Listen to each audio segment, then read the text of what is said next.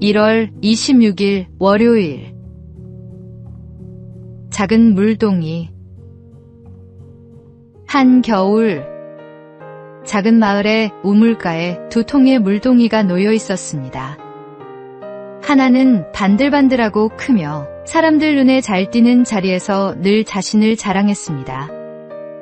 다른 하나는 작고 오래되어 우물 뒤 그늘에 조용히 기대어 있었습니다. 마을 사람들은 큰 물동이에 먼저 눈길을 주지만 날이 추워 얼음이 끼기 시작하자 상황이 달라졌습니다. 큰 물동이는 입구가 넓어 얼음이 금세 차올라 물을 퍼낼 수 없었고, 작은 물동이는 입구가 좁고 낮아 얼음이 쉽게 녹아 여전히 물을 담을 수 있었습니다. 사람들은 결국 작은 물동이로 물을 길어 나르기 시작했습니다. 낮아 보이고 작아 보이던 그 물동이가 겨울날 가장 귀한 역할을 하게 된 것입니다. 우리가 주님 앞에서 작아지는 것도 이와 같습니다. 스스로를 낮출 때 우리는 오히려 주님의 영광을 담는 그릇이 됩니다. 겉모양이 아니라 겸손한 마음이 주님의 일을 가능하게 하며, 하나님은 그런 사람을 통해 생명을 흘려보내십니다. 높아짐은 우리가 만드는 것이 아니라 낮아짐을 통해 주님이 이루시는 것입니다.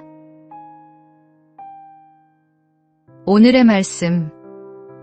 누구든지 자기를 높이는 자는 낮아지고 누구든지 자기를 낮추는 자는 높아지리라. 오늘의 만나. 자신을 낮출 때 하나님께서 높이시는 역설의 진리를 경험하십시오.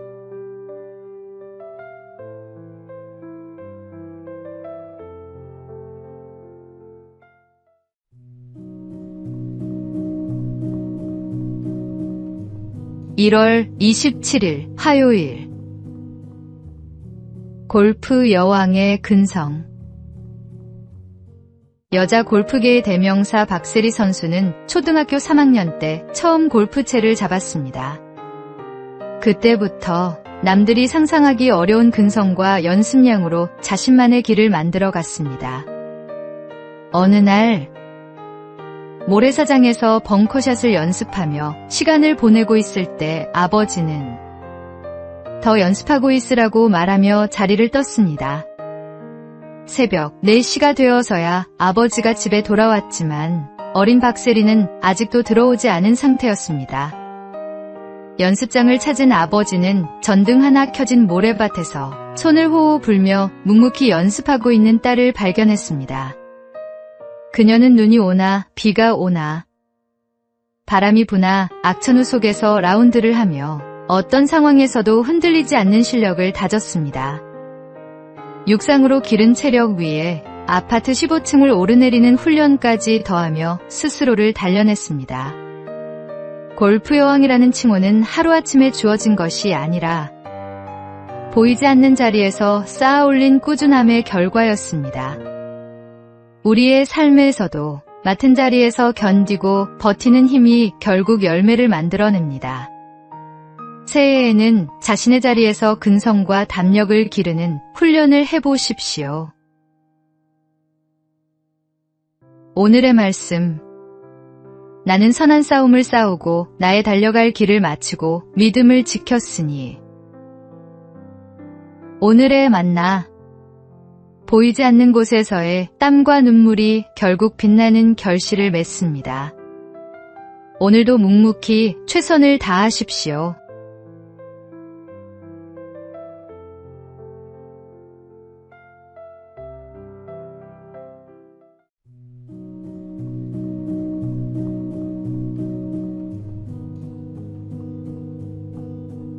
(1월 28일) 수요일. 정직대회.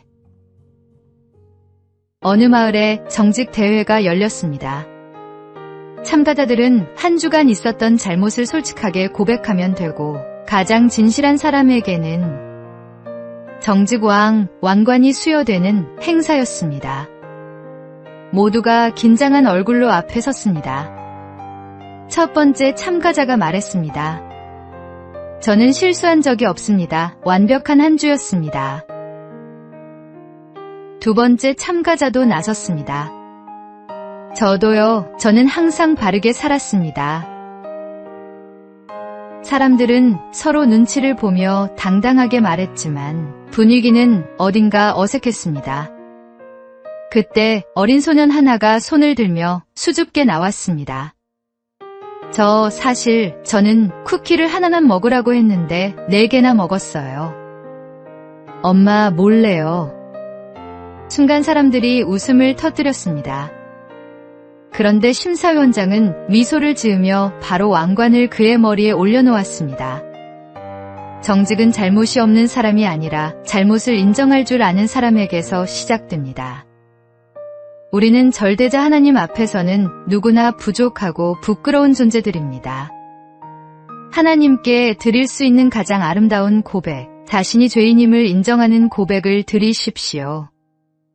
우리가 죄인임을 고백할 때 주님께서는 우리를 의인이라 칭하십니다.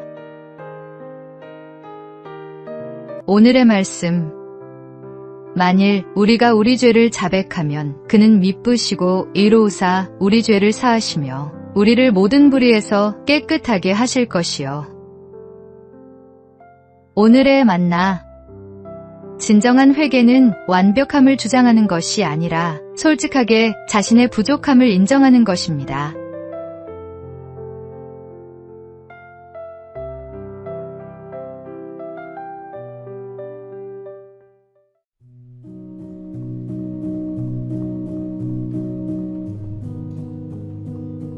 (1월 29일) 목요일.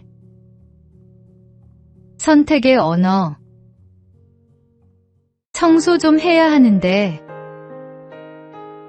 이젠 잊어야 하는데 라는 말이 습관처럼 입에서 흘러나온다면 우리는 스스로에게 계속 압박을 주고 있는 것입니다. 임상사회복지사 캐리 하워드는 이러한 이 해야 한다는 표현이 인지 왜곡의 한 형태라고 설명합니다.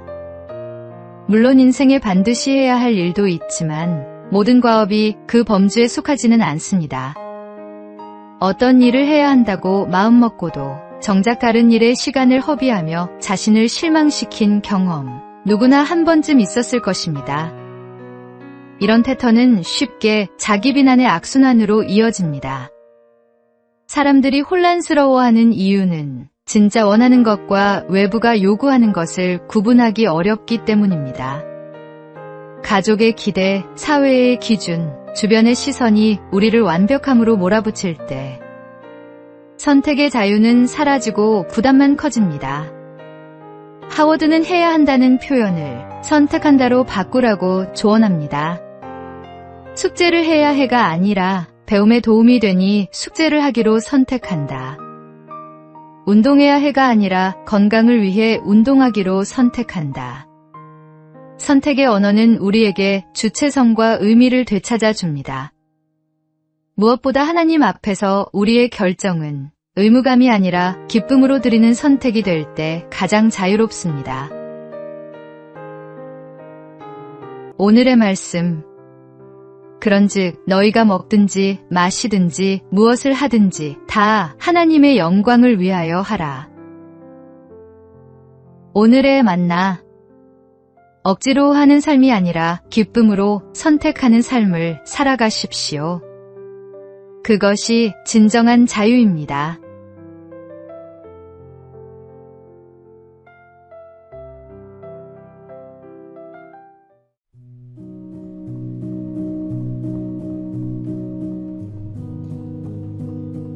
(1월 30일) 금요일. 낭만 러너의 달리기. 낭만 러너로 불리는 심진석 씨는 올해만 27번의 아마추어 마라톤 대회에서 우승했습니다. 그의 훈련 방법은 특별합니다. 비계공으로 일하는 건설 현장을 오가며 안전화를 신고 뛰는 것입니다. 화려한 장비 없이 출근복 차림 그대로 언덕과 계단을 오르내리며 자신을 단련합니다. 그가 이렇게 열심히 일하고 달리는 이유는 가족에 대한 사랑 때문입니다. 아픈 아버지와 어머니, 뇌전증으로 고통받는 형을 위해 그는 월급의 90%를 가족에게 드리고 주말엔 물류센터에서 일하며 용돈을 마련합니다. 형이 쓰러질 때마다 달려가던 그 마음으로 그는 결승선 넘어 형이 서 있다고 상상하며 달립니다. 형, 내가 그 지점까지 달려갈게라는 그의 외침은 단순한 구호가 아닙니다. 우리에게도 각자의 자리에서 달려가야 할 이유가 있습니다. 하나님께서 우리를 부르신 그 자리에서 주어진 환경 속에서도 최선을 다할 때 우리의 삶은 빛을 발합니다. 심씨가 무거운 안전화를 신고도 달릴 수 있었던 것처럼 우리도 어려운 여건 속에서도 하나님께서 주신 사명을 향해 달려갈 수 있습니다. 오늘의 말씀. 무슨 일을 하든지 마음을 다하여 주께 하듯 하고 사람에게 하듯 하지 말라. 오늘의 만나. 환경이 완벽하지 않아도 괜찮습니다. 지금 있는 그 자리에서 최선을 다하십시오. 하나님께서 함께 하십니다.